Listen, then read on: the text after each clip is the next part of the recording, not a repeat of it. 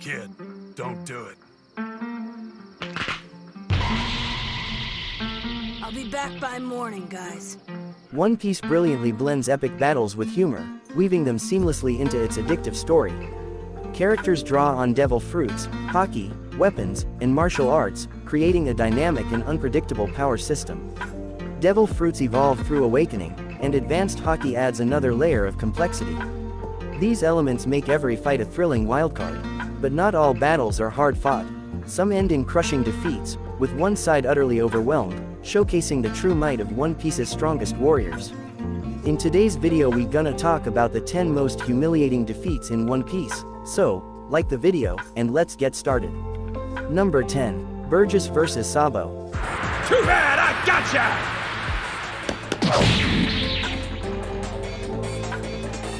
During the Dressrosa arc, Jesus Burgess watched the battle between Luffy and Doflamingo to kill Luffy and steal his devil fruit as soon as his Gear 4 ran out.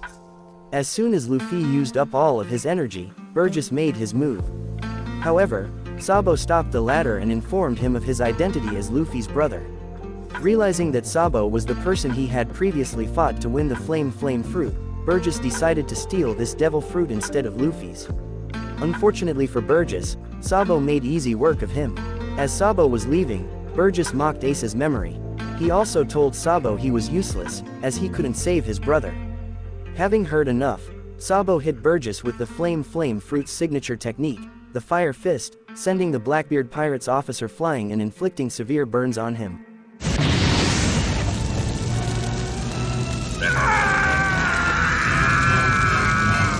Number 9. Luffy vs. Crocodile. Before finally getting the better of Crocodile, Luffy suffered 2 crushing defeats against the former, the first of which was particularly humbling. With Crocodile standing in the way of the Straw Hat Pirates and Vivi, Luffy told the others to go ahead while he faced the warlord alone. Luffy fought fiercely, but no matter how hard he tried, he couldn't even hurt Crocodile. Using his Logia powers, Crocodile would turn his body into sand, letting Luffy's attacks pass harmlessly through. Crocodile then impaled Luffy, mocking him for his foolishness as he left him for dead in the desert's sand. Luffy survived thanks to his willpower and the unexpected but decisive help of Miss All Sunday. Otherwise, he would have died. This debacle was the first real setback that Luffy suffered in One Piece from the beginning of his journey. Luffy never stood a chance against Crocodile and lost within a few minutes without landing a single blow on the warlord. This terrible failure served as a reality check for Luffy and increased his motivation given his rematch with Crocodile. Thank you.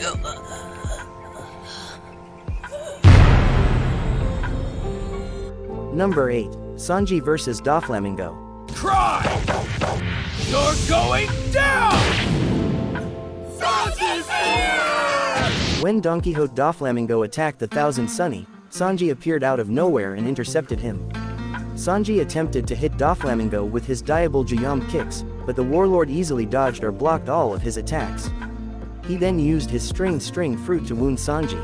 As Doflamingo turned his attention back to the Thousand Sunny, Sanji attacked him with a special Diable Jayam technique in a desperate, last-ditch effort.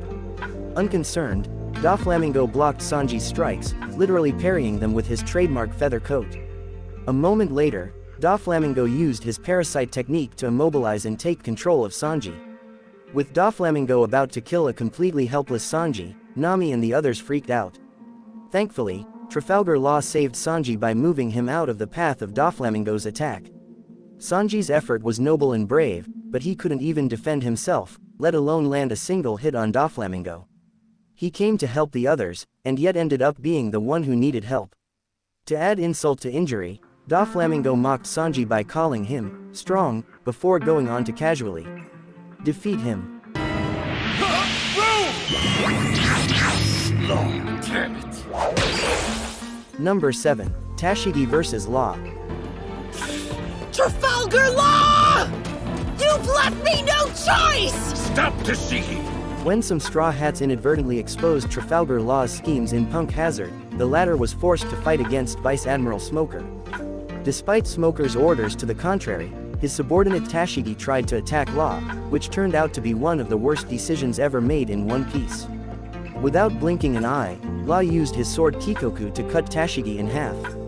she didn't die, as Law had used amputate, a peculiar technique that allows him to bisect any target within the oak fruit's range, but without actually harming them. After incapacitating Tashigi, Law didn't finish her off. Instead, he gave Tashigi a bitter lecture, telling her that weaklings can't even choose how they die. Law's words hurt the young marine even more than the former's blade, as she bit her lip in shame, and burst into tears. Luckily, Smoker stepped in to fight Law, allowing the other marines to reattach Tashigi's two halves together. You may wield a sword, but don't act like you're a master. Honor is something that you earn, not beg for. Number 6. Monet vs. Zoro. Not interested in fighting Monet, Zoro allowed Tashigi to deal with her. However, when Monet gained the upper hand against Tashigi, Zoro decided to intervene. He threw an armament hockey-imbued flying slash at Monet, cutting her cheek. With a menacing glare, Zoro asked Monet if she had ever met a wild animal that she was certain would not bite. Frozen in fear, Monet remained outright paralyzed as Zoro struck her again, cutting her in half. This time, Zoro didn't put hockey in his attack. This allowed Monet to survive thanks to her Logia body. However, she was too frightened to reunite her two halves. When Monet finally managed to move one half of her body, Tashigi exploited the opportunity to settle the score, delivering a decisive blow to her. A real threat to Tashigi and Nico Robin, Monet was nothing compared to Zoro.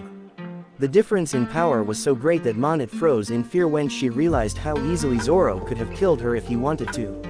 Unconsciously exerting his conqueror's hockey aura, Zoro caused a mental breakdown in Monet, to the point where she lost control of her devil fruit powers. She lost control of her body. She must have been petrified when she realized that she'd die if Zoro used his hockey. Number 5. Zoro vs. Mihawk. You've got spare time, so let's do this. Whoa, no way! Dracul Mihawk is set to be Zoro's final and greatest opponent in One Piece, but the two swordsmen have already fought once during the East Blue Saga. Having established himself as a powerful bounty hunter, Zoro was quite confident in his ability to defeat Mihawk when he met him at Barati. This was a massive miscalculation on Zoro's part, as the difference in power between him and Mihawk was as great as the distance between heaven and earth. A testament to this, Mihawk effortlessly blocked all of Zoro's fierce attacks with a tiny pocket knife. Despite the humiliation, Zoro didn't give up. His willpower impressed Mihawk, who decided to honor him by using the Black Blade Yuri to finish him off. After destroying two of Zoro's 3 swords, Mihawk inflicted a terrible wound on the green-haired pirate, leaving him half dead. Having noticed Zoro's uncommon potential, Mihawk forced him to overcome this hardship to grow stronger and become a worthy challenger. While Zoro managed to earn Mihawk's respect, that doesn't lessen the severity of his debacle. On this occasion, Zoro suffered a stinging defeat that he would never forget. Why? Scars on the back are a swordsman's shame. Fine. Number 4. Luffy vs. Kaido. After the Whole Cake Island arc, Luffy became the 5th Emperor. However, at that time, he was far from being at the level of the actual Emperors of the Sea, as demonstrated by his terrible defeat in the first battle with Kaido. Upon learning that Kaido brutally beat up Speed and Tama, Luffy attacked him in a fit of rage. Luffy struck Kaido with a powerful Gear 3 technique, the Gum Gum Elephant Gatling, dropping him to the ground. Luffy then activated his Gear 4 transformation and hit Kaido with Kong Organ Gun. Unfortunately for Luffy, his aggressive barrage of attacks was ineffective, as Kaido got back on his feet as if nothing had happened. A moment later, Kaido counterattacked by striking Luffy with his Thunder Bagua technique, knocking him unconscious with a single blow. Overconfident and reckless, Luffy challenged Kaido head-on, suffering perhaps his worst defeat ever. He tried his best and yet failed to even scratch Kaido, who instead blitzed and one-shotted him. Luffy learned the hard way the difference in strength between a commander-level fighter and a Yonko-level fighter. What was that you said about being king? You're nothing. Number 3. Kid vs. Shanks. During the Wano arc, Eustace Kid and Trafalgar Law joined forces to defeat Big Mom. This achievement made Kid more arrogant than ever before, to the point where he believed he could take on the likes of Shanks. An absurd decision that Kid surely regretted. Wanting revenge on the Red Hair Pirates, who had inflicted a crushing defeat on him in the past, Kid targeted the crew's much weaker allies, the members of the Red Hair Fleet. Kid began to charge his attack, but Shanks used future sight to foresee his malicious intentions. Shanks thus decided to take action to protect the otherwise helpless Red Hair fleet. Shanks swiftly leapt onto Kid's ship and used his sword Griffin to perform Divine Departure, a Conqueror's hockey-coated slash that cut through Kid's damned punk railgun and knocked both him and Killer unconscious. Dory and Brigitte then finished the job, destroying Kid's ship and sinking the crew. Shanks dismantled Kid with one swing of his sword. Kid was unable to do anything to stop him, and was defeated in a matter of seconds along with Killer, who was not even the target of Shanks' attack. The Kid pirates were utterly annihilated, and the fault lies solely in Kid's foolish cockiness.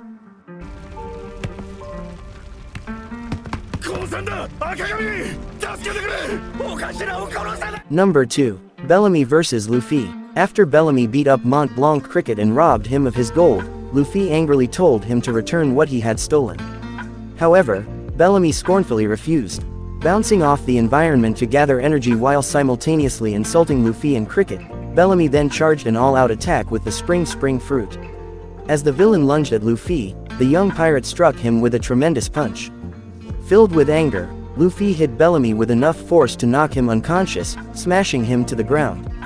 Luffy's punch even left the imprint of his knuckles on Bellamy's face, making the beatdown epical. After harassing people and bragging about his strength, Bellamy suffered an embarrassing loss, as he was defeated with one single blow in front of everyone. His ego was shattered, and his reputation destroyed. Not long before, Bellamy had insulted Luffy and Zoro for what he called their foolish dreams. As they didn't fight back, Bellamy mistook their fortitude for softness and labeled them as weaklings. Even when he learned about Luffy and Zoro's fearsome reputation, Bellamy belittled them. This presumptuous underestimation proved to be a fatal mistake on Bellamy's part, as Luffy humbled him with a single strike, proving their abysmal disparity in strength.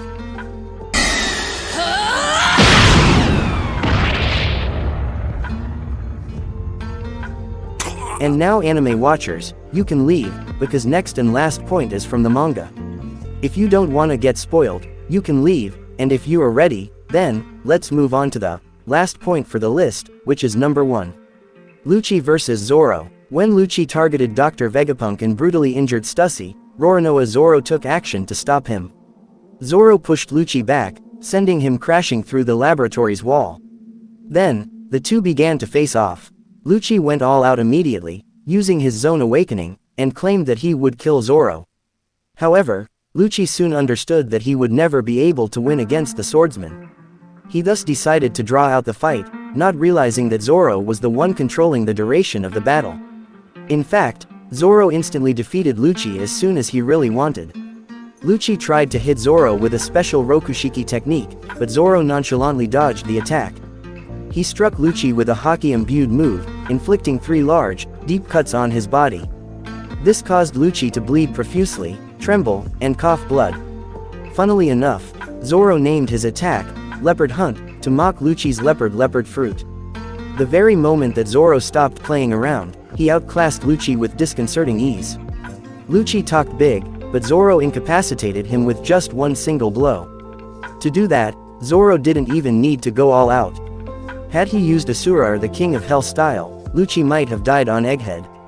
And that's the wrap. Hope you guys like this video. If yes, share with One Piece fans, like the video, and for more One Piece content, subscribe and open the description box. There, you will see so many One Piece videos you may like. Bye, have a nice day.